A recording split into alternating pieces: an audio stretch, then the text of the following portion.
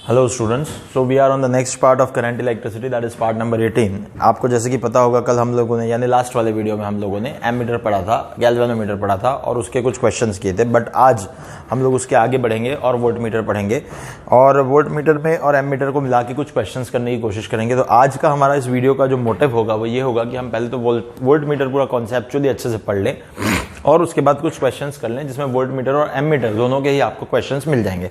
अब यहां से आगे बढ़ने से पहले हम लोग ये समझ लें कि आज हमें कम से कम वोल्टमीटर और एमीटर के क्वेश्चंस कंप्लीट करने हैं। तो ये आज का एजेंडा होगा हमारा, इसको लेके हम आगे बढ़ेंगे। तो चलिए आप स्टार्ट करते हैं हम आज का video without wasting any more time, है ना। Let's start the video from voltmeter. So मैंने ऑलरेडी कल आपको एमीटर पढ़ाया था, तो थोड़ा सा मैं उसके बारे में पहले रिव्यू करता हूं, थोड़ी बातें उसके बारे में पहले बताता हूं। तो आपको अगर याद होगा तो हमने कल जो एमीटर पढ़ा था उसमें हमने एक बात सुनी थी कि भाई एमीटर एक ऐसा इंस्ट्रूमेंट होता है जो कि करंट को मेजर करता है। दूसरी चीज, जब भी कभी हमें उसे करंट को मेजर करने के लिए यूज करना होता है तो हम एमीटर को जिस भी पार्ट में हमें करंट मेजर करना है उसमें सीरीज में ऐड कर देते हैं। जब एमीटर ऐड किया जाता है तो सीरीज में लगने के कारण वो ओवरऑल सर्किट के रेजिस्टेंस को बढ़ाने की कोशिश करेगा। इसीलिए हमें अगर जब ओवरऑल सर्किट का रेजिस्टेंस बढ़ के मिलेगा तो करंट डेफिनेटली कम हो जाएगा। एमीटर को लगाने का पर्पस था करंट निकालना, बट दिक्कत यह हो गई कि एमीटर को लगाते ही वहां करंट चेंज हो गया और चेंज हुआ करंट का वैल्यू हमने जो निकाला है वो ट्रू वैल्यू हमें मिल नहीं रहा है। इसीलिए हमने एमीटर को ऐसा बनाया था कि भाई एमीटर के अंदर मिनिमम से मिनिमम रेजिस्टेंस हो, जिसके लिए हमने उसमें एक गैल्वेनोमीटर को जब हम एमीटर में कन्वर्ट कर रहे थे तो हमने एक शंट लगाया था जो बहुत छोटा था। ये इंपॉर्टेंट बातें हैं, जो शंट था वो बहुत छोटा था और वो शंट बहुत छोटा होने के कारण जो ओवरऑल इक्विवेलेंट रेजिस्टेंस निकल के आया था एमीटर का वो भी बहुत छोटा था और उसके कारण जो करंट हमें मिल रहा था सर्किट का वो बहुत ज्यादा डिफरेंट नहीं मिल रहा था, नियरली हमें ट्रू वैल्यू के आसपास मिल रहा था। इसका मतलब हम ये कह सकते हैं कि जो करंट की हमने रीडिंग ली थी उसके अंदर एरर बहुत ही कम था। यहां से हम अगर देखें तो एमीटर के लिए प्रैक्टिकली तो रेजिस्टेंस बहुत निग्लिजिबल होता है, बहुत मिनिमम होता है, बट आइडियली एमीटर के रेजिस्टेंस को जीरो माना जाता है। इन बातों को लेके अगर हम आगे चलें तो अब हमें वोल्टमीटर बनाना है। वोल्टमीटर थोड़ा उल्टा काम करता है। वोल्टमीटर, सबसे पहली बात, it is an instrument which is used to measure the potential difference across any two points. आप पोटेंशियल डिफरेंस हमेशा अक्रॉस लेते हैं, तो potential difference across any two point on the circuit, किसी भी सर्किट को लो, उसके अक्रॉस आपको पोटेंशियल डिफरेंस निकालना है। उस पोटेंशियल डिफरेंस को निकालने के लिए आपको वोल्टमीटर को यूज करना है और उसे हमेशा उस पार्ट से पैरेलल में आपको लगाना है। अब दूसरी बात यह है कि जैसे ही आप किसी वोल्टमीटर को लगा देंगे तो वोल्टमीटर उस ब्रांच के पैरेलल में आते ही वोल्टमीटर का खुद का कुछ रेजिस्टेंस रहेगा, उस ब्रांच का खुद का कुछ रेजिस्टेंस रहेगा। दिक्कत यह हो जाएगी कि ओवरऑल वोल्टमीटर क्या करेगा, उस पूरे सेगमेंट के रेजिस्टेंस को कम कर देगा। पर दिक्कत यह है कि वो जो कम करेगा तो हमें उसे कम नहीं करने देना है, क्योंकि जब वहां रेजिस्टेंस कम हो जाएगा तो वहां से ऑटोमेटिकली ड्रॉप भी थोड़ा कम हो जाएगा, यानी हमें ट्रू वैल्यू नहीं मिलेगी। इसलिए वोल्टमीटर को कुछ ऐसा बनाया जाएगा जिसका खुद का रेजिस्टेंस बहुत ज्यादा हाई रहेगा, ताकि जब वो पैरेलल में लगे भी तो वो बहुत ज्यादा रेजिस्टेंस को कम ना कर पाए। इसका मतलब आइडियली जो वोल्टमीटर होता है उसका रेजिस्टेंस होता है इंफिनिटी, जिसके कारण जब वो पैरेलल में लग जाता है किसी भी रेजिस्टेंस के अक्रॉस या किसी भी कंपोनेंट के अक्रॉस तो बहुत कम नहीं कर पाता उसके इक्विवेलेंट रेजिस्टेंस को। इसका मतलब यह है कि उसके अक्रॉस हमें जो पोटेंशियल ड्रॉप मिलता है वो बिल्कुल जेन्युइन, ट्रू, अप्रोक्सीमेटली करेक्ट मिलता है। अब बेसिक मोटिव या बेसिक इंटेंशन हम ये लेके चलें कि भाई हमें वोल्टमीटर के रेजिस्टेंस को बहुत हाई रखना है। Ideally, the resistance of voltmeter should be infinity, but practically it is very high. It is very high. Hence, to convert a galvanometer into voltmeter, अब आपको गैल्वेनोमीटर से वोल्टमीटर बनाना है भाई, और रेजिस्टेंस को बहुत हाई रखना है। गैल्वेनोमीटर से एमीटर बनाए थे, रेजिस्टेंस को बहुत कम करना था, इसलिए वहां पे शंट लगाया गया। तो गैल्वेनोमीटर से वोल्टमीटर बनाने के लिए रेजिस्टेंस जब ओवरऑल वोल्टमीटर का बहुत हाई रखना है तो आपको रेजिस्टेंस कैसे लगाना पड़ेगा गैल्वेनोमीटर में, सीरीज में लगाना पड़ेगा या पैरेलल में। आपको यह पता है कि जब रेजिस्टेंसेस को सीरीज में लगाया जाता है तो इक्विवेलेंट रेजिस्टेंस बढ़ता है और जब रेजिस्टेंसेस पैरेलल में लगाए जाते हैं तो इक्विवेलेंट रेजिस्टेंस घटता है। इसका मतलब यह है कि मुझे वोल्टमीटर का रेजिस्टेंस चाहिए बहुत हाई, तो गैल्वेनोमीटर को अगर वोल्टमीटर बनाना है तो मुझे कैसे लगाना पड़ेगा रेजिस्टेंस। पहला पॉइंट दिमाग में आना चाहिए कि भाई जो रेजिस्टेंस है it should be connected in series with the galvanometer so that we can get overall resistance of the device, that is the voltmeter, very high. अब एक बात डेफिनेटली हमने कैसा लगाना है कि भाई उसको गैल्वेनोमीटर के साथ सीरीज में लगाना है, उसके साथ वहां पे हमें वोल्टमीटर का रेजिस्टेंस बहुत हाई मिलेगा. अब हमें तो वैसे भी आइडियली वोल्टमीटर का रेजिस्टेंस इनफाइनाइट बनाना है, तो हम सीरीज में कितना रेजिस्टेंस लगाएं, सीरीज में हम कितना रेजिस्टेंस लगाएं ताकि ओवरऑल वोल्टमीटर का रेजिस्टेंस बहुत बड़ा हो जाए. यानी हमें खुद सीरीज में बहुत बड़ा सा रेजिस्टेंस लगाना पड़ेगा, वो इतना बड़ा रेजिस्टेंस लगाना पड़ेगा ताकि वोल्टमीटर का रेजिस्टेंस बहुत हाई हो जाए. इंफिनिटी हो जाए तो बहुत अच्छी बात है, आइडियल वोल्टमीटर बन जाएगा, but it is not possible to achieve infinite resistance in the voltmeter. तो यहां एक बार मेरी बातों को समझने की कोशिश करो कि अब बात ऐसी है कि आपको सबसे पहले वोल्टमीटर बनाना है गैल्वेनोमीटर से. वोल्टमीटर का रेजिस्टेंस बहुत हाई होना चाहिए. बहुत हाई होने का मतलब अब हमें गैल्वेनोमीटर के साथ सीरीज में एक बहुत बड़ा रेजिस्टेंस लगाना होगा. अगर हम इनफाइनाइट रेजिस्टेंस लगा पाए तो बहुत अच्छी बात है, पर इन्फिनिटी रेजिस्टेंस की वैल्यू हम इनफाइनाइट वैल्यू रेजिस्टेंस की ला नहीं सकते आइडियली, इसलिए वोल्टमीटर का रेजिस्टेंस इनफाइनाइट होना चाहिए, but practically it should be very high. So to get that very high resistance in voltmeter, we need to connect a very high resistance in series with the galvanometer to convert it into voltmeter. ठीक है, तो अब इन बातों को ही मैं आगे बोलता हूं. यहां पे देखो, but practically it is very very high.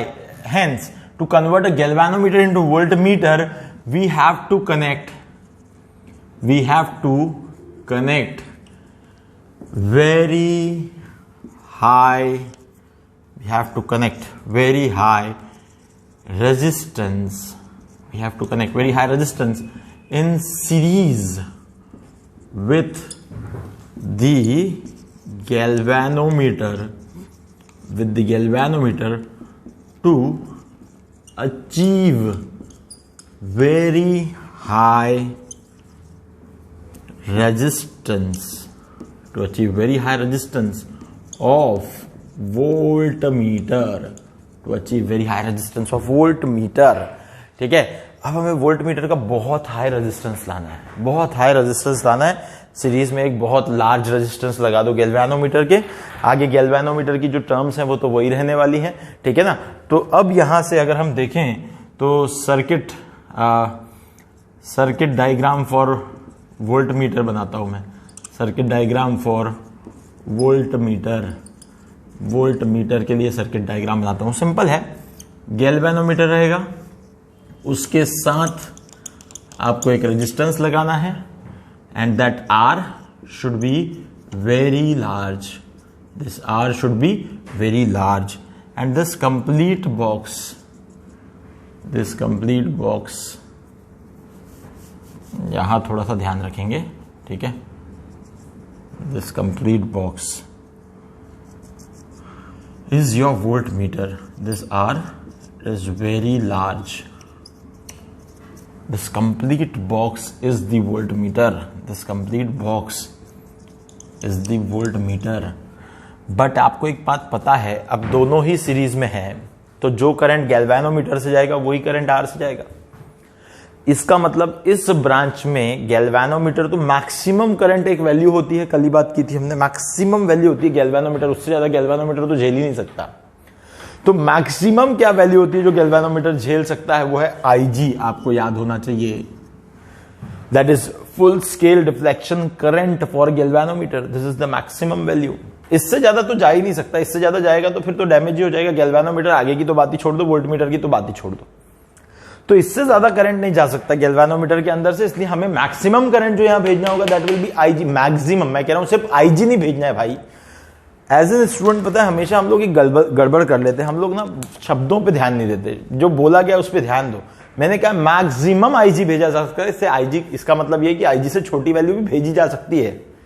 आपको क्या लगता है, IG भेजा जा सकता है, IG से नीचे भी नहीं, IG से ऊपर भी नहीं. अरे ऐसा नहीं कह रहा, मैंने बहुत सिंपल चीज कही है कि maximum current that can be passed through the galvanometer that will be IG, because that galvanometer and resistance is connected in series. So जो करंट गैल्वेनोमीटर से जाएगा वही करंट रेजिस्टेंस से भी जाएगा. RG इसलिए लिख दिया क्योंकि गैल्वेनोमीटर का खुद का रेजिस्टेंस होता है. अब एक बेसिक फंडामेंटल बात को ध्यान रखना, यहां एक तो पोटेंशियल ड्रॉप आ जाएगा Vg और एक पोटेंशियल ड्रॉप आ जाएगा Vr। ऐसे दो पोटेंशियल ड्रॉप आएंगे, एक गैल्वेनोमीटर के अक्रॉस आएगा, एक आर के अक्रॉस आएगा, और ये दोनों को मिला के जो पोटेंशियल होगा वो पोटेंशियल होगा जो हम मैक्सिमम इस डिवाइस के, इस इंस्ट्रूमेंट के अक्रॉस मेजर कर सकेंगे। यानी जैसे देखो कल एमीटर पढ़ाते समय बताया था कि मैक्सिमम जो करंट हम मेजर कर पाएंगे, यानी range of current was 0 to 10 ampere, 0 से I, उसमें जो वेरिएबल I था वो उसके रेंज की मैक्सिमम वैल्यू थी। तो यहां जो रेंज है वो है 0 to V। हम यहां पे मैक्सिमम V वोल्ट तक पोटेंशियल ड्रॉप इसके अक्रॉस मेजर कर पाएंगे। इसके अक्रॉस हम V वोल्ट तक पोटेंशियल ड्रॉप मेजर कर पाएंगे। अब एक बात समझना, आपके पास जो स्केल लगी है वो तो गैल्वेनोमीटर पे लगी है, और गैल्वेनोमीटर की जो स्केल थी उसके ऊपर कुछ भी मार्किंग नहीं थी, यानी वहां पे आपने कोई यूनिट थोड़ी लिख रखा था कि गैल्वेनोमीटर में आप क्या मेजर करते हो। तो कल एमीटर जब आप ले रहे थे, जब आप उसको एमीटर बना रहे थे, तो आपने उस स्केल के ऊपर एमीटर के लिए एम्पियर एम्पियर एम्पियर लिख दिया था। अब आप जब उससे वोल्ट मीटर बना रहे हो तो उसी स्केल के ऊपर आप क्या करोगे, सिंपल काम करोगे, बस भाई उसके ऊपर वोल्ट लिख दो। तो जितने भी अब डिविजन्स होंगे 1 2 3 4 5 6 7 8 वो सब मिली वोल्ट्स या वोल्ट्स को रिप्रेजेंट कर रहे होंगे। कल जो एमीटर देखा था उसमें आपने देखा था कि वहां पे जो डिविजन्स थे वो एम्पियर को रिप्रेजेंट कर रहे थे। आपने कल वीडियो का थंबनेल देखा होगा, उसमें एक एक्चुअल वोल्ट एमीटर आपको दिख रहा है। इस वीडियो के थंबनेल में आपको एक्चुअल वोल्ट मीटर दिख जाएगा, तो वो स्केल दिख जाएगी आपको, अंदर का थोड़ी कंस्ट्रक्शन दिखेगा। That is just a scale through which you can measure the potential difference, the voltage. तो अब सिंपल सी बात समझो कि भाई क्या मैक्सिमम रेंज का पोटेंशियल मैं मेजर कर सकता हूं, वो है V। जो पोटेंशियल ड्रॉप गैल्वेनोमीटर के अक्रॉस है Vg। जो करंट जा सकता है इस पूरे के पूरे ब्रांच में से, दैट इज Ig, उससे ज्यादा नहीं जा सकता। और जो पोटेंशियल ड्रॉप मैक्सिमम, जो पोटेंशियल ड्रॉप अपने सबसे बड़े रेजिस्टेंस के अक्रॉस आ रहा है Vr, और Vg और Vr का सम ही V के बराबर होगा। बस तो हमें एक इक्वेशन मिल गई, V equals to Vg plus Vr। Vg is the potential drop across galvanometer, that is nothing but Ig into Rg. Vr is nothing but the potential drop across R, that is Ig into R. So simple is the thing, you can calculate very easily R. R is that resistance which should be connected in series with the galvanometer. R is that resistance which should be connected in series with the galvanometer to convert that galvanometer into voltmeter। अब यहां आप कह सकते हो, मैं थोड़ा इसको मिटा दूं, आई थिंक, अच्छा मैंने इसको पढ़ा नहीं है, मैं एक बार पढ़ के बता देता हूं। मैंने यही बताया, हालांकि लिख पहले से इसलिए दिया था कि थोड़ा समय बच जाए, है ना, तो मैं पढ़ देता हूं। देखो, it is an voltmeter. What is voltmeter? तो voltmeter, it is an instrument which is used to measure the potential difference across. That word is very important, across, क्योंकि आपको वोल्टमीटर को हमेशा पैरेलल में लगाना है। Across any two points on the circuit, it should be always connected in parallel with the part of the circuit across which potential difference is to be determined। हमेशा उसे उस पार्ट के across parallel में लगाओ जिसके across आपको potential difference निकालना है। As it is connected in parallel to the circuit part, it will reduce the equivalent resistance। जिस भी सर्किट के पार्ट के आपने उसको पैरेलल, जैसे एक रेजिस्टेंस है उसके साथ पैरेलल में वोल्टमीटर लगाया, तो ओवरऑल ये रेजिस्टेंस और वोल्टमीटर मिलकर उतने पार्ट का रेजिस्टेंस कम कर देंगे, क्योंकि पैरेलल में आ गए ना दोनों। Equivalent resistance, it will reduce the equivalent resistance in that part, hence we may get incorrect reading because पहले अकेले जो रेजिस्टेंस था उससे जब करंट जाता तो आप कैलकुलेट करते हो ओम्स लॉ से, V इक्वल टू IR से जो पोटेंशियल आता। अब वो पोटेंशियल नहीं मिल रहा क्योंकि आपका जो R है, वोल्टमीटर लगते ही R चेंज हो गया, इसीलिए अब आपके पास V इक्वल टू IR लगा के जो V डैश नया वाला मिल रहा है वो थोड़ा चेंज हो गया। पर हमें तो वो V डैश हमेशा V जितना ही चाहिए, तो इसलिए हमें वो R को बढ़ाना पड़ेगा। इसीलिए hence to get the correct reading we require high resistance of voltmeter, यानी वोल्टमीटर का रेजिस्टेंस इतना हाई रहे कि वो जब भी पैरेलल में लगे तो ओवरऑल रेजिस्टेंस को बहुत ज्यादा चेंज ना कर पाए, कम ना कर पाए, और हमें जो रीडिंग मिले वो ट्रू रीडिंग मिले। hence we can say that ideally the resistance of voltmeter should be infinity, but practically it should be very high। Hence to convert a galvanometer into voltmeter, hence to convert a galvanometer into voltmeter, we have to connect high resistance in series with the galvanometer। देखो मैं कुछ बता रहा था यहां पे, that is GVHS, To convert a galvanometer into voltmeter, a high resistance should be connected in series. To convert a galvanometer into voltmeter, high resistance should be connected in series. ठीक है? With the galvanometer to achieve very high resistance of the voltmeter circuit of the voltmeter, and this is the circuit diagram. This is the circuit diagram. Circuit diagram for the voltmeter is this: galvanometer in series with the very high resistance, and you will get overall maximum voltage which you can measure across this voltmeter is V, and यहां V जब आप major कर पाएंगे तो इसके हिसाब से फिर हम आगे की चीजें कर सकते हैं. ठीक है? सो अल्टीमेटली यहां तक तो हम आ गए. अब यहां से आगे, अब इसके आगे की बात करें, अगर इसको मैं मिटा देता हूं, आई होप ये आप सबने लिख लिया होगा, तो इसके मिटा देते हैं. अब इसके आगे बढ़ते हैं. तो अब मुझे बेसिकली वो एक्सप्रेशन निकालना है जिस एक्सप्रेशन से आप वो जो R की वैल्यू है that is very high resistance, आप उसको कैलकुलेट कर सकें. Now it is very easy to calculate the value of that R. ठीक है? मैं यहां कुछ टर्म्स लिख देता हूं. This is V, this is the maximum voltage which can be measured across the voltmeter, और इसको मैं ऐसा भी कह देता हूं, और रेंज 0 to V. ठीक है? ये वो मैक्सिमम दिया रहेगा. Convert a galvanometer into a voltmeter having range 25 volts, ऐसा बोला रहेगा. तो आपको पता है V की वैल्यू 25 वोल्ट है. 25 वोल्ट तक हमें निकालनी है. ठीक है? Again IG is nothing but the full scale deflection current. ठीक है? full scale deflection current. R is the very high resistance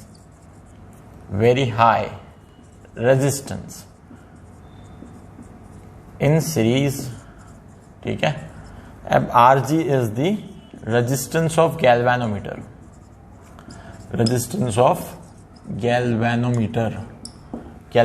समझ गए? ठीक है? So now from circuit diagram, ये सर्किट डायग्राम के भरोसे हम एक बात, इक्वेशन तो लिख ही सकते हैं. V equal to sum of VG and VR, VG plus VR. I hope सभी लोग अपनी कॉपी में बढ़िया नोट्स बना रहे होंगे. आपको बहुत ज्यादा जरूरत है, नोट्स बनाएं. नोट्स आपके बहुत परफेक्ट होने चाहिए, इसलिए इतना सारा थियरी में लिख भी रहा हूं. आपके नोट्स बहुत परफेक्ट होने चाहिए. सो V इक्वल्स टू, अब यहां से VG की वैल्यू लिख देते हम. VG की वैल्यू जो है that is IG into RG, और साथ ही साथ VR is equals to IG into R. Just put this values here. So V equal to IG RG, और प्लस आ जाएगा यहां पे IG into R. So this is the basic equation. आपको कोई फॉर्मूला याद नहीं करना है, मैं बार बार कह रहा हूं. बहुत सारे लोग पता है क्या बोलते हैं, फॉर्मूला याद कर लो, बट ये फॉर्मूला है ही नहीं. आपको सिर्फ कॉन्सेप्ट समझना है, क्योंकि बहुत सारे क्वेश्चंस ऐसे भी बनते हैं जिसमें ऑलरेडी एक वोल्टमीटर दिया होता है या ऑलरेडी एक एमीटर दिया होता है किसी रेंज का. जैसे फॉर एग्जांपल एक वोल्टमीटर दिया है 0 से 25 वोल्ट की रेंज का, आपको बोला गया उसे कन्वर्ट करना है. भाई अब 0 से 50 वोल्ट की रेंज, कितना पैरेलल, कितना सीरीज में रेजिस्टेंस लगाएं उसके. तो ऑलरेडी एक वोल्टमीटर के साथ एक वोल्टमीटर दूसरा बनाना है हमें, उसी वोल्टमीटर को लेके दूसरा वोल्टमीटर बनाना है. तो जब ऐसे क्वेश्चंस आते हैं तो आपको कॉन्सेप्चुअली स्ट्रांग होना जरूरी है. अगर आप कॉन्सेप्चुअली स्ट्रांग होगे तभी वो क्वेश्चन बना पाओगे. वो क्वेश्चन ये फॉर्मूले से नहीं बनेंगे डायरेक्टली. तो इसीलिए पहली मेरी बात को समझने की कोशिश करो कि हमें कॉन्सेप्ट समझना है, ना कि हमें फॉर्मूला रटना है. तो यहां से अब आप R की वैल्यू निकाल सकते हो. You can arrange this for R. तो ये मैं इसको इस तरह से लिख देता हूं, R equals to V minus IG RG, and upon में लगा दो आप IG. ठीक है? So this is the value of R. किसी किसी जगह पे क्या किया पता है, ये IG से डिवाइड कर लिया तो V by IG minus RG, ऐसा भी फॉर्मूला बन जाता है. V by IG minus RG मैं यहां साइड में लिख देता हूं. एक ऐसा फॉर्मूला बन जाता है R equals to V by IG और होल ये माइनस RG. ऐसे भी फॉर्मूला आपको किसी जगह देखने को मिल सकता है.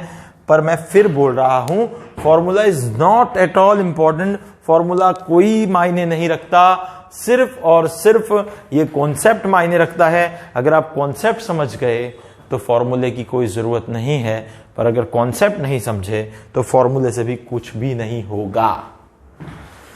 अब यहां तक तो हम आ गए, दिस इज दी वैल्यू। मैं थोड़ा इसको मिटा देता हूं, आई होप ये आप सबने लिख लिया होगा, ठीक है। आई शुड रब दिस, तो यहां तक मैं मिटा देता हूं। और अब अगर आपने नहीं भी लिखा होगा तो इसको पॉज करके फिर से लिख सकते हैं आप, ठीक है ना।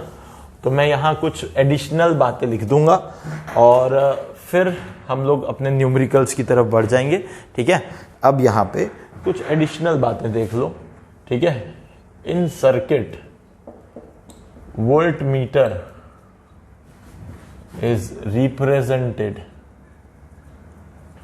एज, ये ऐसा गोला बनाओ, V लिख दो, ये वोल्ट मीटर है, ठीक है। अच्छा, जैसे मैंने कल एमीटर के लिए कहा था एक बात, अगर सर्किट में सिर्फ ऐसा वोल्ट मीटर V लिखा है और उसके रेजिस्टेंस के बारे में कोई भी बात नहीं की गई है तो आप उसे आइडियल वोल्ट मीटर माने, ठीक है। और आइडियल वोल्ट मीटर के लिए जो ideal, for ideal volt meter R volt meter का जो होगा इक्वल टू इंफिनिटी, आप उसे आइडियल वोल्ट मीटर माने और उसका R इंफिनिटी होगा। पर अगर वोल्ट मीटर के बाजू में ऐसे एक वैल्यू दे दे RV इक्वल टू 200 ओम, तो आपको पता है अब 200 दिया है तो 200 ही मानना है, तब आप उसको आइडियल थोड़ी मानोगे, तब तो वो प्रैक्टिकल वैल्यू दी हुई है ना, तो मानना पड़ेगा भाई। तो इसीलिए ये बात का थोड़ा ध्यान रखना, कब वोल्ट मीटर को आइडियल मानना है, कब वोल्ट मीटर को प्रैक्टिकल मानना है, ये बातें आपको पता होनी चाहिए। अब ये एक बात हो गई कि भाई इसको हमें ऐसा सर्किट में रिप्रेजेंट करना है, आइडियल वोल्ट मीटर का जो रेजिस्टेंस होगा वो इन्फिनिटी होगा। ये सारी मेन मुद्दे की बातें हो गई। अब जो हमें करना है यहां से आगे, वो हमें अब पूरी तरह से इस पे फोकस करना है, क्वेश्चंस पे। अब हम इन क्वेश्चंस पे फोकस करें तो यहां क्या दिया हुआ है, देखो, find the resistance connected in series. पहला क्वेश्चन जो बोलता है find the resistance connected in series, series में कितना रेजिस्टेंस लगे विद द गैल्वेनोमीटर। यानी आपको एक बात समझ में आनी चाहिए, आपको R निकालना है विद द गैल्वेनोमीटर। अब IG दिया हुआ है 1 मिली एम्पियर, यानी 1 × 10⁻³ एम्पियर, और यहां से RG दिया हुआ है 20 ओम, 20 ओम भी दे दिया आपको। To convert it into a volt meter of rating 10 volt, 0 to 10 volt, यानी ये वाले V की वैल्यू हो गई, आपके पास V भी आ गया, दैट इज 10 वोल्ट, ठीक है ना। अब आपके पास सिंपल है, आप बड़ी सिंपल सी चीज है, ये बहुत बेसिक सा क्वेश्चन है। मुझे ऐसा लगता है कि अब तक लोगों ने आंसर निकाल लेना चाहिए। आपको सिंपल ये कॉन्सेप्ट लगा के ये फॉर्मूला जो है V-V यानी 10 माइनस IGRG यानी 10⁻³ × 20 IGRG अपॉन IG यानी 10⁻³ आपको पता होना चाहिए R बहुत बड़ी वैल्यू आने वाला है, हमेशा ही R बहुत बड़ी वैल्यू आने वाला है। ऐसा हो जाता है कभी कभी, अरे कहाँ जा रहा है पता नहीं, माइक है उसका वायर है, कभी कभी वो रोक लेता है हम लोगों को, ठीक है ना। तो आपको पता होना चाहिए कि R की वैल्यू बहुत बड़ी आनी है, तो ये आपको सॉल्व करना है 10 - 20 × 10⁻³ अगर आप देखें तो आपको मिल जाएगा 0.02, ऐसा मिल जाएगा ना 0.02, और अपॉन में आ जाएगा 10⁻³ तो आपको क्या करना है, अब R निकालना है। तो आपको क्या करना है 10 और -0.02 यानी 10 के, अब आप इसको क्या करो कि 10⁻³ ऊपर जाके मल्टीप्लाई हो जाएगा, तो ये आपको 10⁻³ यानी 3 0 लगा दो माइनस, अब ये वापस से आपको 20 मिल जाएगा। तो 10,000 में से 20 अगर माइनस करोगे तो आपको मिलेगा 9,900। 10,000 में से 20 माइनस करोगे तो 9998 ओम इतना मिल जाएगा आपको। सिंपल चीज है, 9,998। 10,000 में से 2 माइनस कर लो, 10,000 में से 2 रुपए खर्च कर लोगे, तो 10,000 में से 2 रुपए खर्च कर लोगे तो 9,998 बचेंगे आपके पास। मेरे ख्याल से मेरे को ये सही लग रहा है, तो आपको भी सॉरी 98 नहीं 80, 9,900, 2 नहीं, हमने 20 माइनस किया है ना, तो 9,980, ठीक है ना। तो ये एक चीज आएगी, हमने 2 नहीं माइनस किया, 20 माइनस किया। अगर 2 माइनस करोगे तो 9,998 आएगा, आपने 20 माइनस किया ना। मैंने क्या किया, सिंपल देखो, ये 10⁻³ इसके साथ ही था। मैं एक काम करूं तो इसको ना ही लिखूं इस स्टेप को, तो इसको रहने दूं ऐसे ही, ठीक है, 10⁻³ को, और फिर ये ऊपर जाएगा तो ये +3 हो जाएगा, +3 इधर मल्टीप्लाई हो जाएगा, तो ये सीधे सीधे 10⁻³ होके इससे मल्टीप्लाई होगा तो 10 का 10,000 हो जाएगा, ठीक है, और माइनस ये तो कट ही जाएगा, तो ये बचेगा 20। तो 10,000 में से 20 ही माइनस करना है, 9,980 आपको आंसर आएगा। और देखेंगे तो इट इज वेरी हाई, ठीक है, इट इज वेरी हाई, ये बहुत बड़ा सा रेजिस्टेंस आ रहा है आपका 9980 ओम्स का, है ना। तो ये एक बात समझे आप कि हमेशा आपको वोल्ट मीटर में जो रेजिस्टेंस लग रहा है that will be very high. चलो इसके आगे बढ़ते हैं। For the given I think, चलो अब मेरे ख्याल से शायद आप इसको एक बार ट्राई करें। मैं क्या करता हूं, तब तक वही चीज हम लोग वापस करते हैं। आज हमारे पास बहुत सारे क्वेश्चंस हैं, सो आई होप ये आपने लिख लिया होगा। और फिर उसके बाद में यहां से अभी आप इसको सॉल्व कर लें, इसको सॉल्व करना शुरू करें। यहां रेजिस्टेंस ऑफ वोल्ट मीटर शायद दिख नहीं रहा है, तो मैं इसको लिख देता हूं। ये है 400 ओम, ठीक है, दिस इज 400 ओम, ठीक है ना। तो ये सर्किट का डायग्राम का जो वायर है, ये वायर यहाँ कनेक्टेड है, ठीक है। ये 400 वोल्ट 400 ओम का आपके पास में वोल्ट मीटर का रेजिस्टेंस दिया हुआ है, ठीक है ना। तब तक मैं क्या करूंगा, कुछ और क्वेश्चंस यहां लिखूंगा, आप तब तक यहां पे वोल्ट मीटर के अक्रॉस रीडिंग निकालें, है ना। एक काम और कर सकते हैं आप एक काम और कर सकते हैं। देखो सुनो मेरी बात, वो जो क्वेश्चन दिया है ना, वो क्वेश्चन, उस क्वेश्चन में एक काम करते हैं, थोड़ा सा अपन एक काम करते हैं, इसको थोड़ा और मॉडिफाई करते हैं। For the given circuit diagram find the reading of volt meter, find the इसको थोड़ा बढ़ा के लिखना पड़ेगा मुझे। फाइंड द, एक मिनट, मैं इसको थोड़ा चेंज करता हूं क्वेश्चन को, है ना। Find the potential drop across 400 ohm resistor when voltmeter is not connected, when voltmeter is not connected, and find the reading of voltmeter after connecting it. Also compare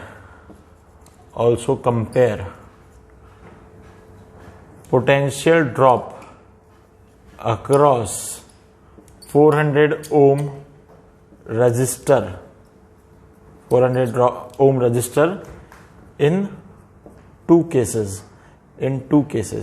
अब मेरी बात समझो, थोड़ा सा ये समझ नहीं रहा होगा पर मैं समझा देता हूं।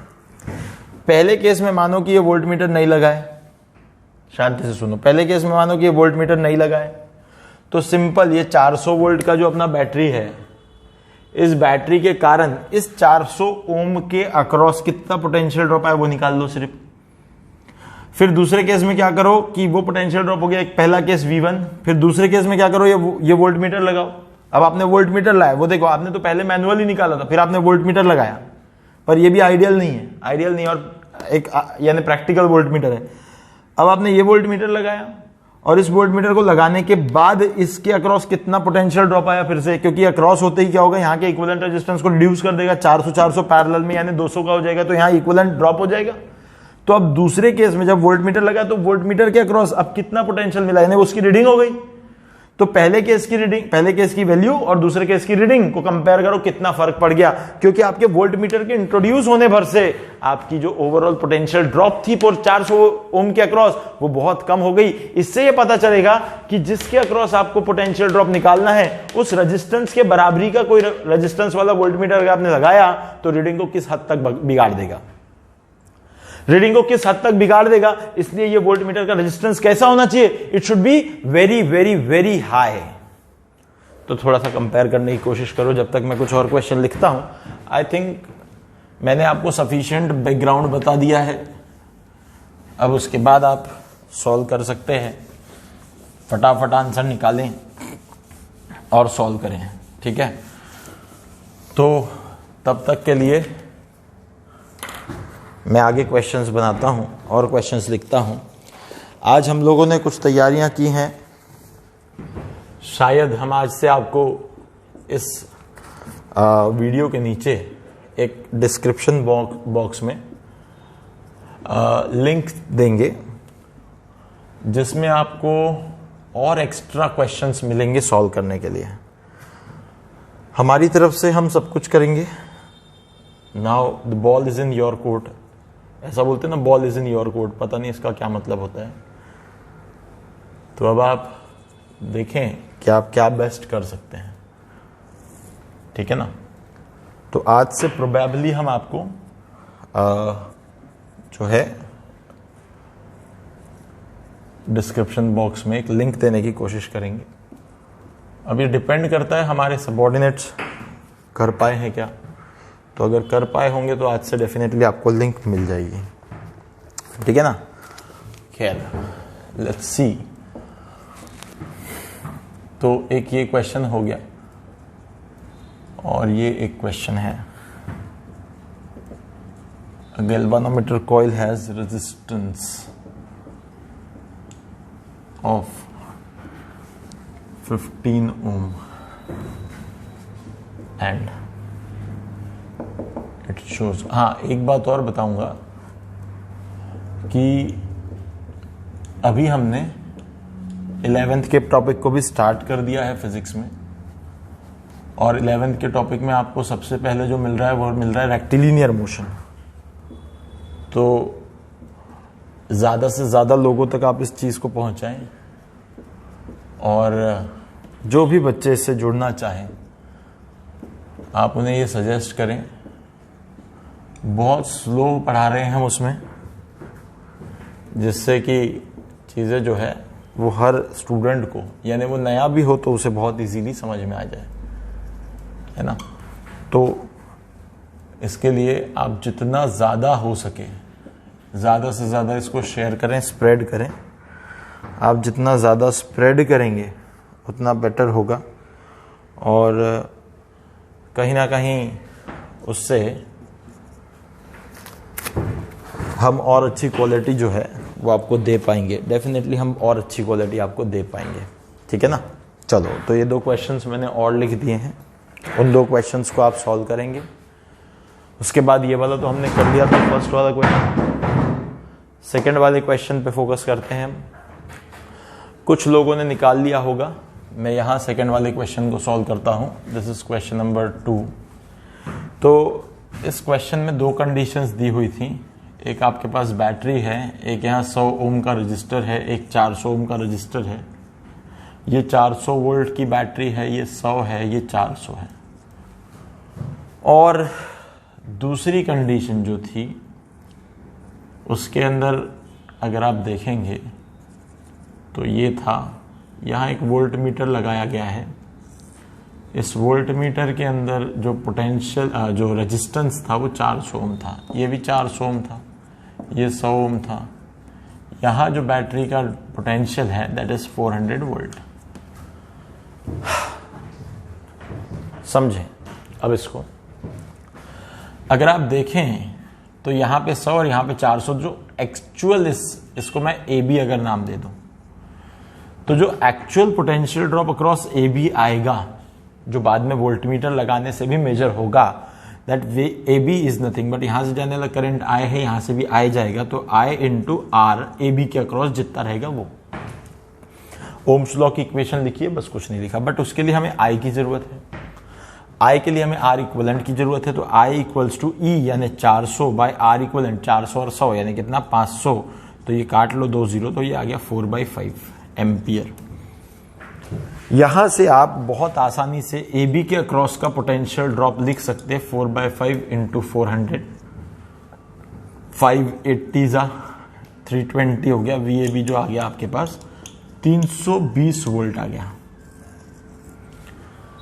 मैं एक और बात बोलना चाहूंगा, मैं इतना सॉल्व नहीं करता, जबकि ये सीरीज में लिखा है, तो आपको पता है रेजिस्टेंस के रेशो में ही पोटेंशियल डिवाइड होता है। तो रेजिस्टेंस है यहाँ 1:4, यानी टोटल 5 भाग, 400 के 5 भाग, तो 1 भाग 80 का, तो 80 का 1 भाग है, यानी यहाँ पे 1 भाग आएगा, यानी यहाँ 80 वोल्ट आएगा, और यहाँ उसके 4 भाग आएंगे, यानी 8 इंटू 4 कर लो, यानी 320 वोल्ट आ जाएगा। खत्म हो गई बात, आप ओरली निकाल सकते हो, कुछ करने की जरूरत नहीं है, इतना तो अपने को करने की जरूरत ही नहीं है भाई। रेजिस्टेंस के रेशो में सीरीज में पोटेंशियल डिवाइड होता है, तो रेजिस्टेंस का रेशो है 1:4, यानी 1 और 4 यानी 5 पार्ट्स, 400 के 5 भाग, 400 के 5 भाग यानी 1 भाग 80 का, तो 1 भाग 80 का, तो 1 भाग इसको मिलेगा, या 80 इसको मिलेंगे, 4 भाग यानी 80 और इसके 4 भाग यानी 320, 320 और 80 का सम 400। इसके बाद इस सर्किट को भी हम थोड़ा सा डिवाइड, थोड़ा सा जो है सिंप्लीफाई कर लेते हैं। यहाँ 100 तो लगेगा, अब ये जो वोल्ट मीटर लगा ना, ये 400 लग के इसने ओवरऑल इस ब्रांच के रेजिस्टेंस को ही 200 कर डाला। यहां आ गया 100, फिर आ गया 400।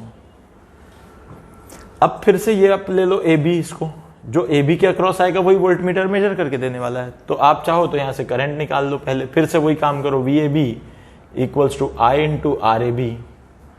तो आई कितना आएगा, तो I equals to E by R, यानी 400/300, 400/300 काट लो तो 4/3 आ जाएगा। तो अब आप वी ए बी निकाल दो, तो V A B equals to आ गया आई यानी 4/3 इंटू आर ए बी यानी 200, यानी क्या आ गया 200 इंटू 4 यानी 800, 800/3 वोल्ट। 800/3 की वैल्यू अगर देखते हो तो 3 2 फिर 20, तो 3 6 फिर 20 6 0.6666 आएगा।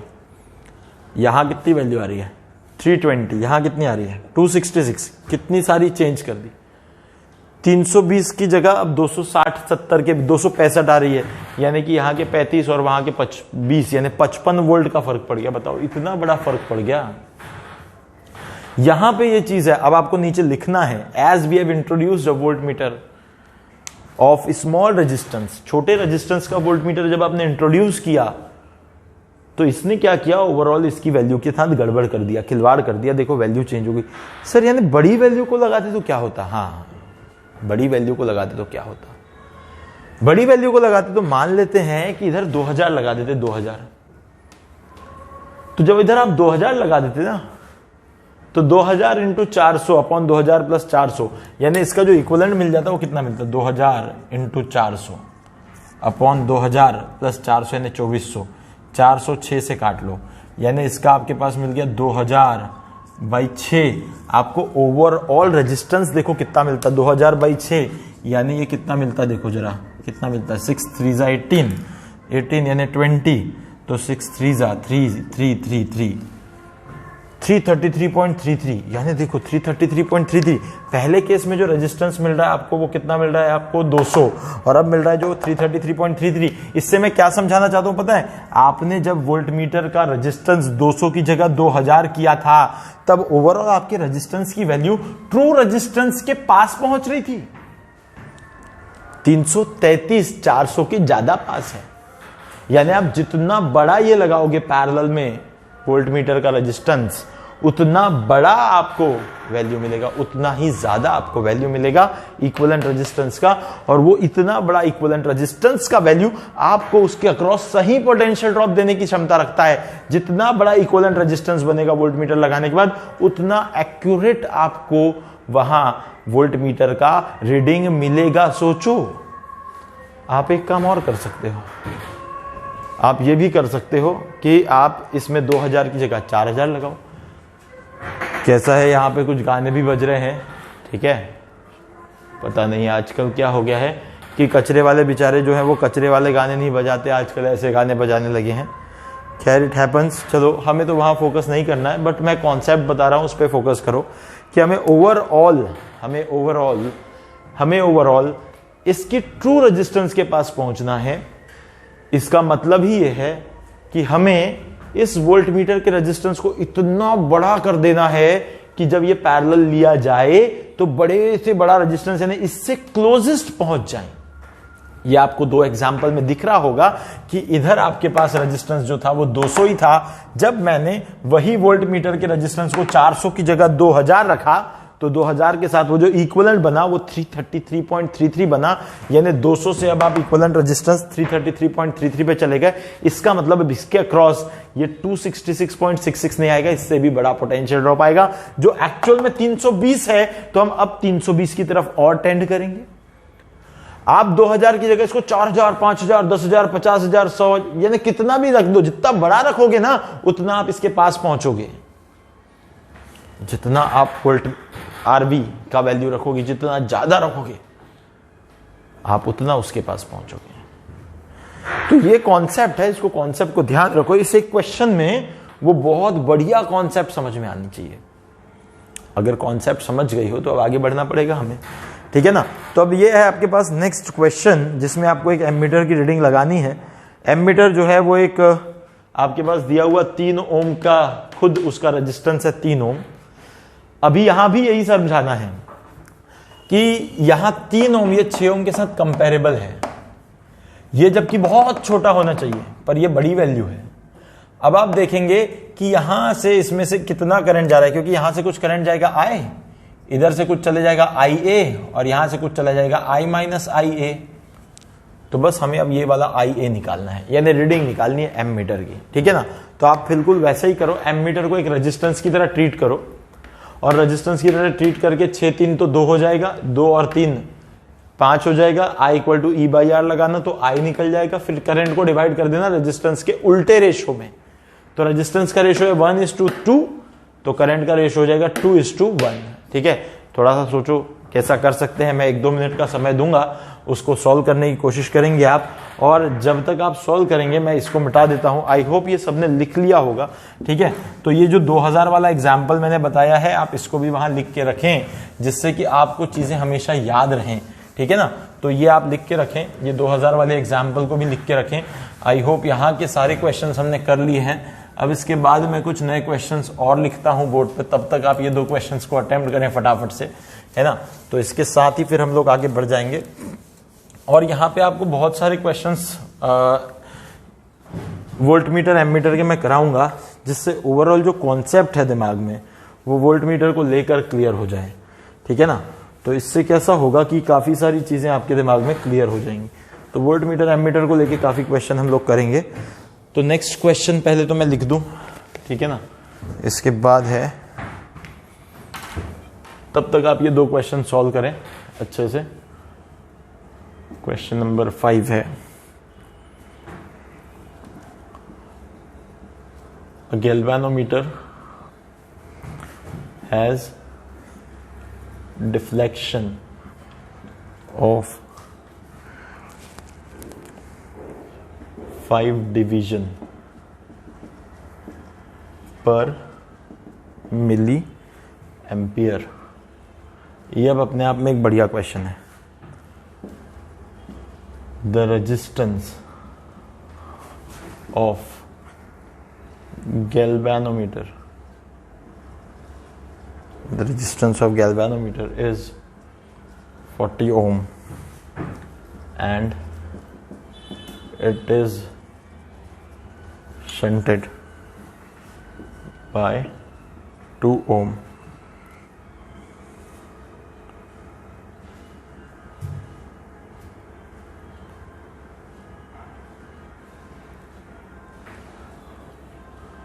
And total division on galvanometer are 50.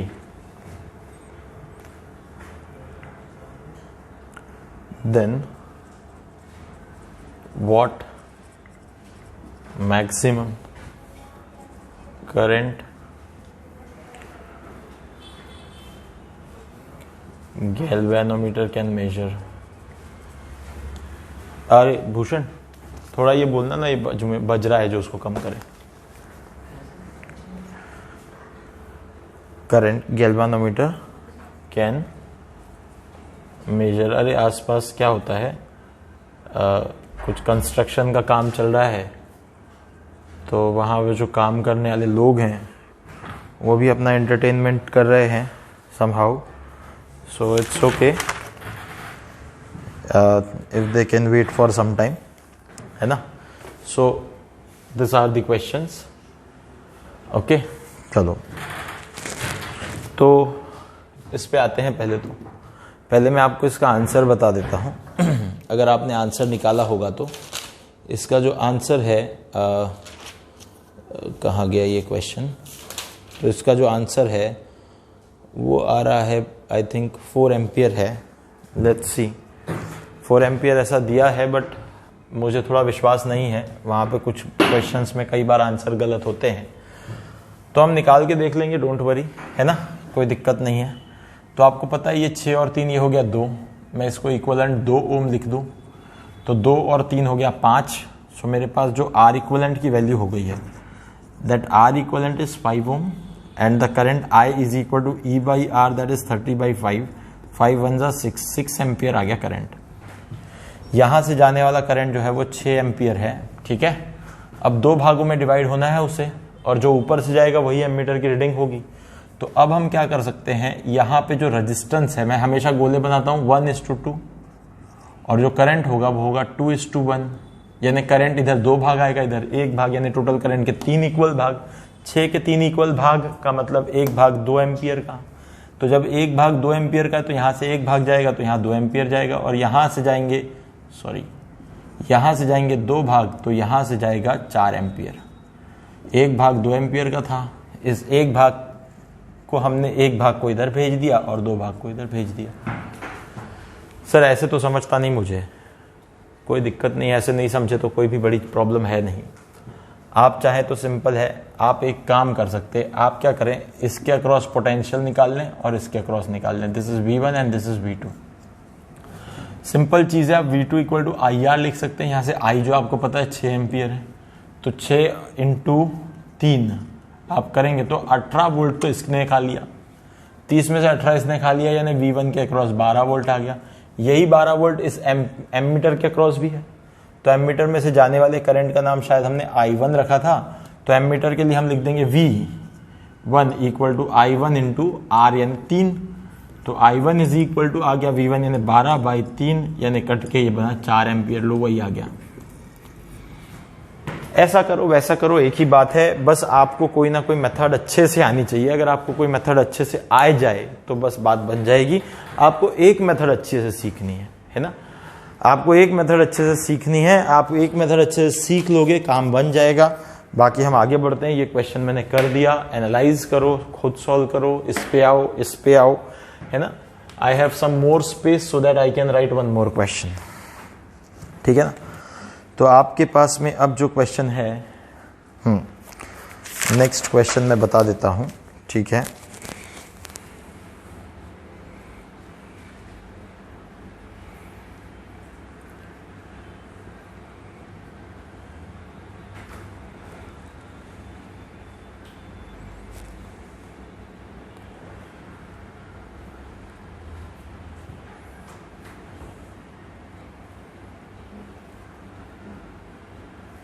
ठीक है, तो अब हम लोग आगे बढ़ जाते हैं यहाँ से नेक्स्ट क्वेश्चन की तरफ। So this is the question, the resistance of ammeter is 1 ampere.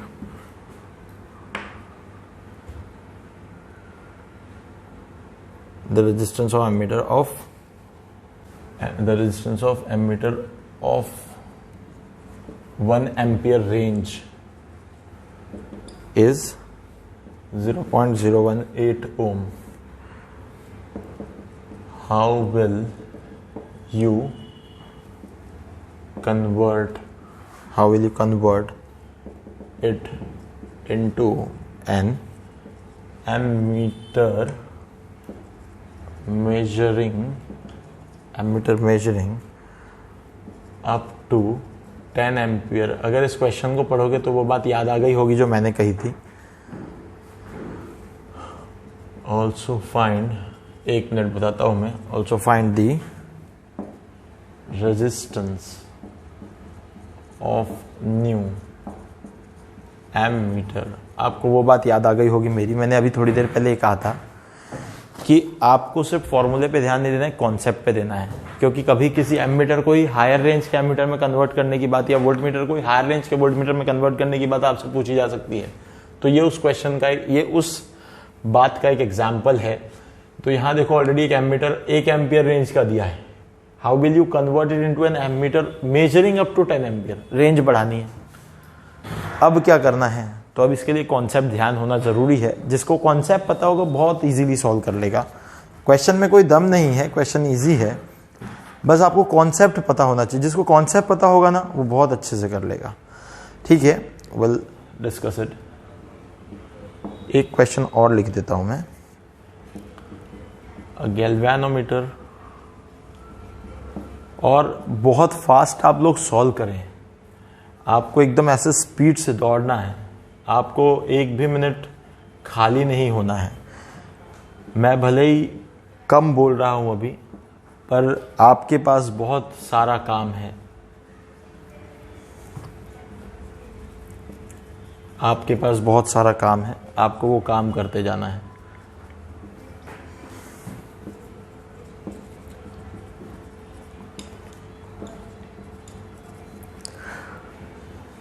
यहाँ पे एक और वो क्वेश्चन है उसी कॉन्सेप्ट पे बेस।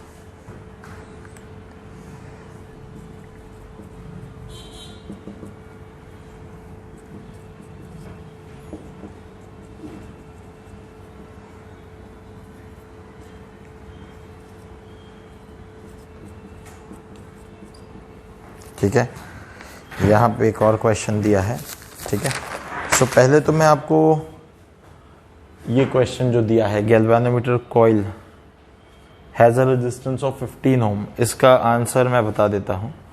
सो इसका आता है 10 मिली ओम। इसका आंसर आता है 10 milli ohm. We will discuss it.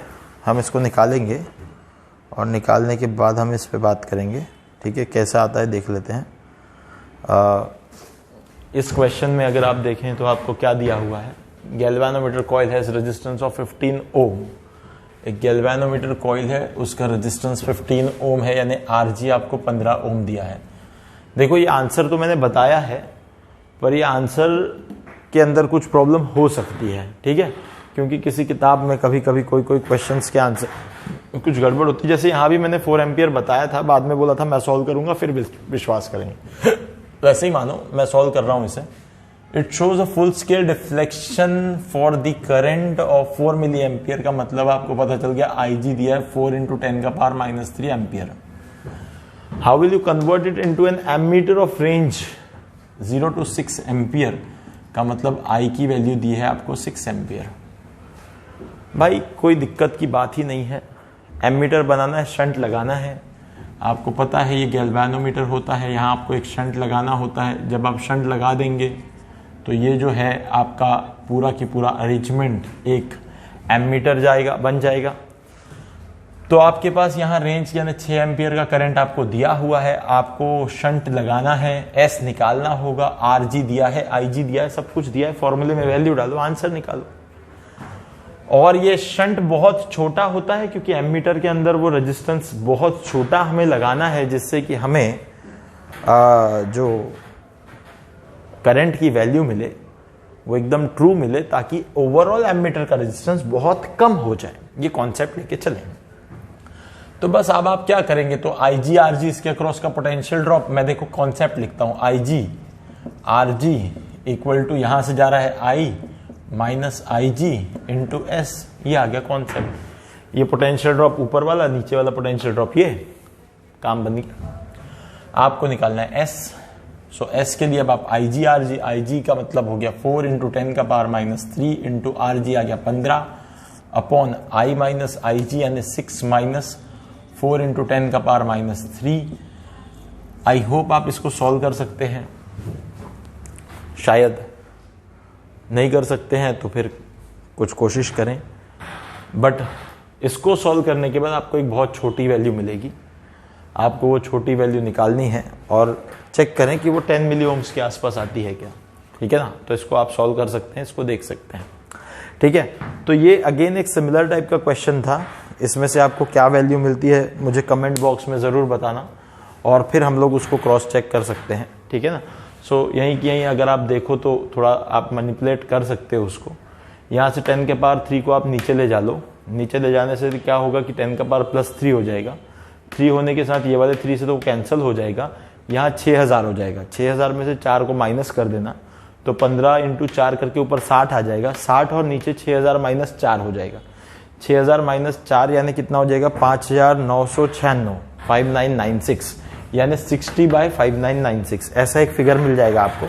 आप उसको अब काटोगे तो 60/5996 यानी लगभग 60/5996 यानी वो लगभग 10 के आसपास आएगा। अप्रोक्सीमेटली 10 से थोड़ा कम आएगा, क्योंकि 5996 यानी लगभग 6000 होता। 6000 होता तो 10 से कट जाता, पर अभी 10 से नहीं कटेगा, तो वो 10 से छोटा आएगा और 0.00 सम में आएगा, क्योंकि मिलीज में जाएगा, वो मिली एम्पियर में जाएगा। ठीक है ना। तो 0.010 आप ऐसा कर सकते हैं, इसको अगर देखेंगे तो लगभग ये 0.010 ऐसा जाएगा, पर ये एम्पियर है। अब इसको अगर आप मिली एम्पियर में देखोगे तो 3 से इसको शिफ्ट कर दो तो आ जाएगा 10 मिली एम्पियर अप्रोक्सीमेटली बोल सकते हैं, क्योंकि इसके आगे भी और डेसिमल्स आने वाले हैं, ठीक है ना। तो ये इस तरीके की कुछ वैल्यू आपको मिल जाएगी, फिर आप इसको निकाल सकते हैं ना। तो approximately 10 milli ohm, sorry that is not ampere, that is ohm, that is resistance ना। तो 10 मिली ओम। सो ये जो हमें दिया था वैल्यू ये सही था, ठीक है, okay. So this is the way. अब ये जो क्वेश्चन है ना, ये थोड़ा डिफरेंट क्वेश्चन है। इसके लिए आपको थोड़ा एरर एंड मेजरमेंट के बारे में पता होना चाहिए। मैं कुछ बातें बताना चाहता हूं इसके बारे में, थोड़ा इसको डिटेल में डिस्कस करना चाहता हूं। तो मैं अब यहां इस क्वेश्चन को आ जाता हूं लेके, डिटेल में डिस्कस करेंगे हम, बड़े इसको अच्छे से खोल के डिस्कस करेंगे, क्योंकि एमीटर वोल्टमीटर के जो क्वेश्चंस होते हैं उसके अंदर, क्योंकि एक इंस्ट्रूमेंट है ना, तो इंस्ट्रूमेंट के अंदर ना एरर, इसमें ना एरर्स की भी एक बात आती है। तो एरर इन मेजरमेंट एक टॉपिक आपने शुरू में देखा है, उस टॉपिक के अंदर भी इससे रिलेटेड क्वेश्चंस होते हैं। तो कभी कभी क्या होता है ना, एक करंट का क्वेश्चन एरर में भी पूछ लिया जाता है। तो ये जो डिविजन्स वगैरह वाली चीजें ये बड़ी इंपॉर्टेंट है, हमें वो समझनी होगी। सबसे पहले मैं कुछ बातें समझाना चाहता हूं। मैं क्वेश्चन को एक एक चीज को पढ़ूंगा और एक एक चीज जो दी हुई है उसको लिखूंगा। Galvanometer has a deflection of 5 division पर मिली एम्पियर।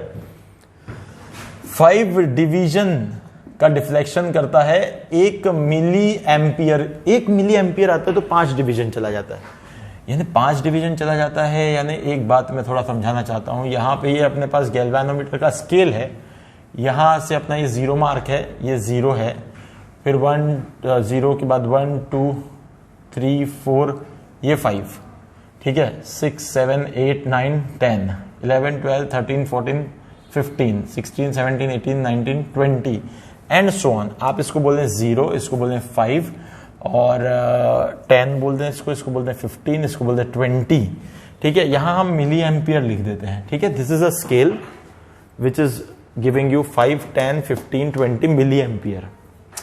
अब ये क्या कहता है, 5 डिवीजन, सॉरी गलती हो गई, 5 डिविजन्स, ये मिली एम्पियर दे देता हूं, ये ठीक है। यहां जो इंफॉर्मेशन है वैसा लिखना है। 5 डिवीजन यानी क्या हो गया, एक देखो 0 1 2 3 4 5, ये 5 डिवीजन हो गए। 5 डिवीजन में कितना दे रहा है, 1 मिली एम्पियर। 5 मिली एम्पियर नहीं दे रहा, 1 मिली एम्पियर, तो 1 मिली एम्पियर लिख दो। फिर अगले 5 में 1 और 1 कितने हो जाएंगे, 2 मिली एम्पियर। फिर उसके बाद कितने हो जाएंगे, 3 मिली एम्पियर। फिर कितने हो जाएंगे, 4 मिली एम्पियर, ठीक है ना। तो ऐसे देखो आप कितने डिवीजन हो गए, 5 10 15 20 डिविजन में 4 मिली एम्पियर तक आ गया। अब ये क्या कहता है, 5 डिवीजन पर milli ampere. The resistance of the galvanometer is 40 ohm. का मतलब हमें एक चीज पता चल गई, आरजी इज 40 ओम। चलो भाई आरजी भी मिल गया हमें 40 ohm. And it is shunted by 2 ohm. Shunted by 2 ohm यानी छोटा एस जो है वो 2 ओम आ गया, हमारे पास एस की वैल्यू 2 ओम आ गई। And the total division on galvanometer are 50। Total division on galvanometer are 50। देखो सुनो, यहां 0, यहां 5 डिवीजन हुए थे, यहां 10 डिवीजन हुए थे, यहां 15 डिवीजन हुए थे, यहां पे कितना हो गया था, 20 डिवीजन हो गया था। 20 डिवीजन तक 4 मिली एम्पियर तक जा सकता था। यानी यहां पे जब ये 50th डिवीजन आएगा तब कितना मिली एम्पियर आना चाहिए, सोचो। 5 के लिए 1, 5 के लिए 1, 10 के लिए 2, तो 2 का 5 गुना 50 है। यानी ये 50वें डिवीजन पे यानी कितना मिलेगा आपको, 10 मिली एम्पियर।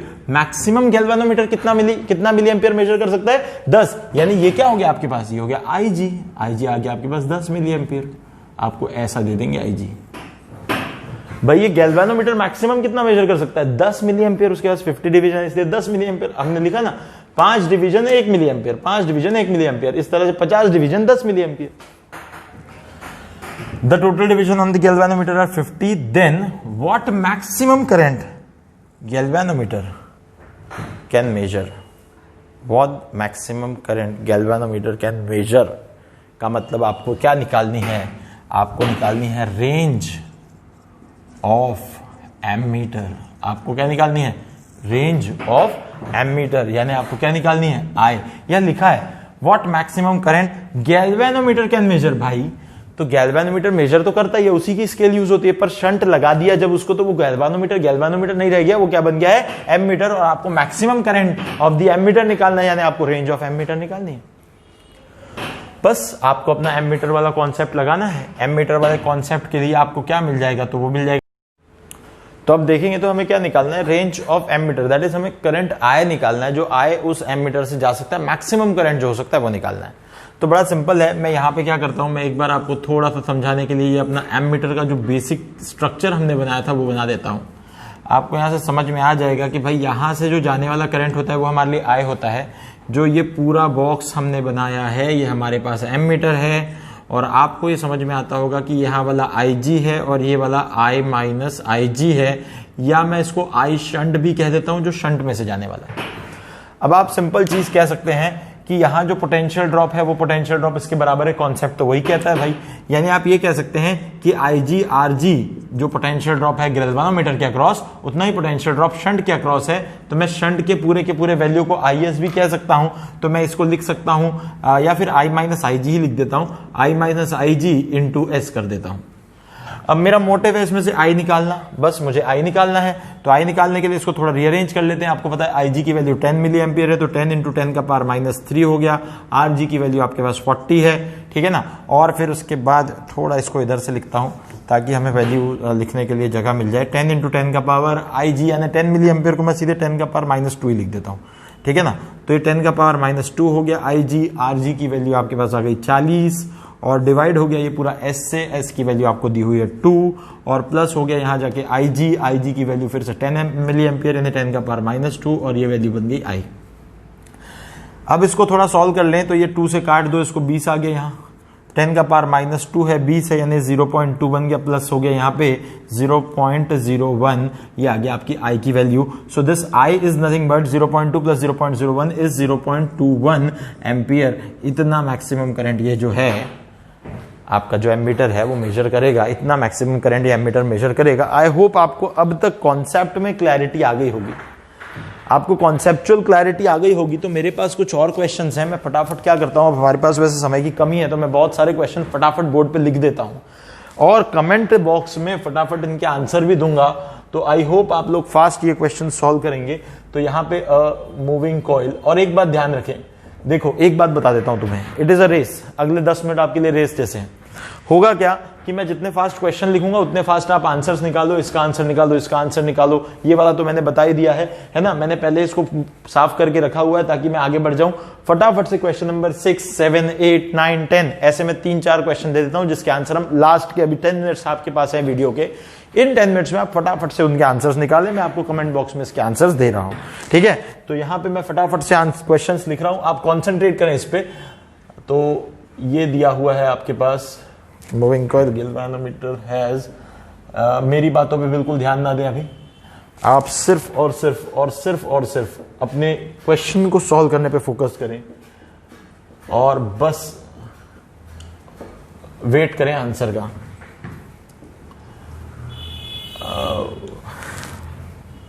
आप देख रहे होंगे मैं खुद बहुत फास्ट लिख रहा हूं क्योंकि हमें ये इसे थोड़ा सा रैपिड फायर टाइप करना है। डेफिनेटली ये चीज आपकी स्पीड को बढ़ाएगा।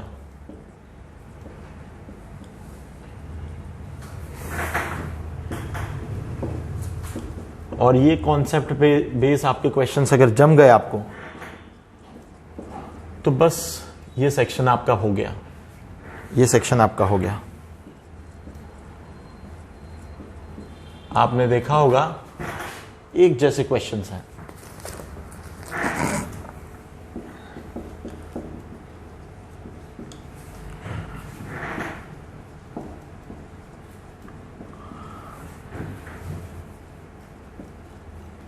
जब हमारे समय पे हम लोग जब इसके लिए प्रिपेयर कर रहे थे तब हमारे समय एक्चुअली जेई नहीं हुआ करता था और उस समय बोर्ड्स के मार्क्स के बेसिस पे आपको एनआईटीज मिलते थे।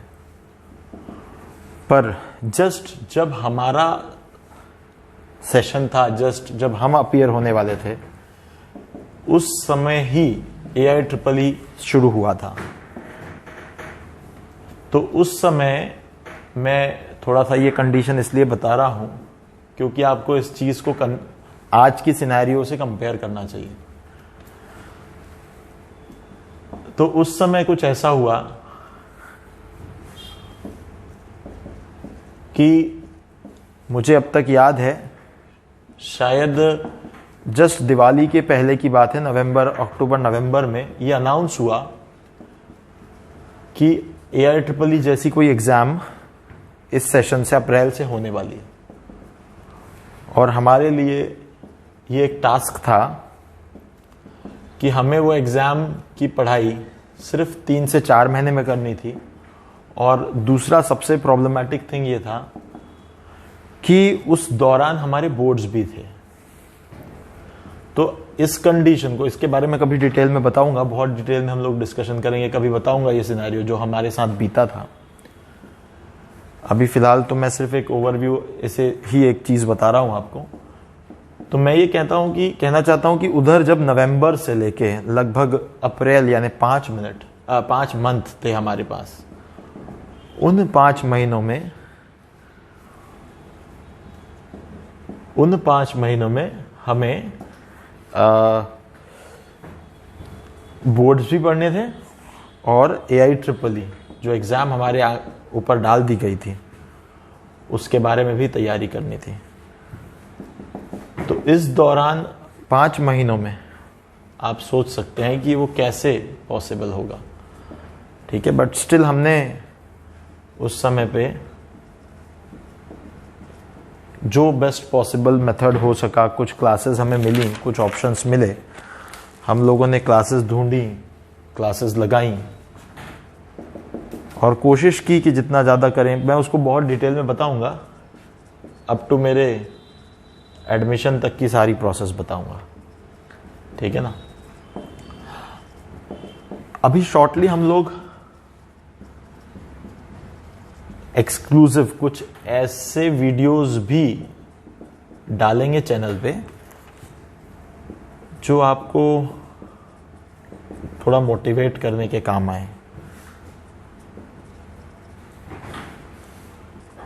क्योंकि आप जिस तरह से आज सोचते हैं कि आज आपका कितना हेक्टिक शेड्यूल है या कितनी बिजी आपकी लाइफ हो गई है, तो मैं आपको बताऊंगा जो पास्ट था ये इससे बहुत ज़्यादा हेक्टिक था। यानी जो हम जिस सिनेरियो में जी रहे थे, जिस सिनेरियो में पढ़ रहे थे, उस समय चीज़ें बहुत बहुत ज़्यादा डिफ़िकल्ट थी।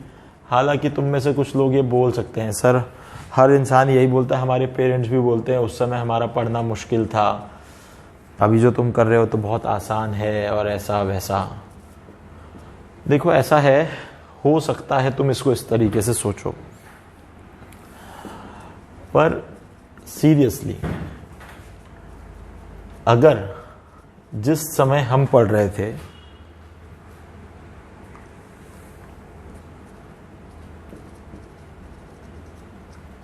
उस समय जितने एडवांटेजेस तुम्हारे पास हैं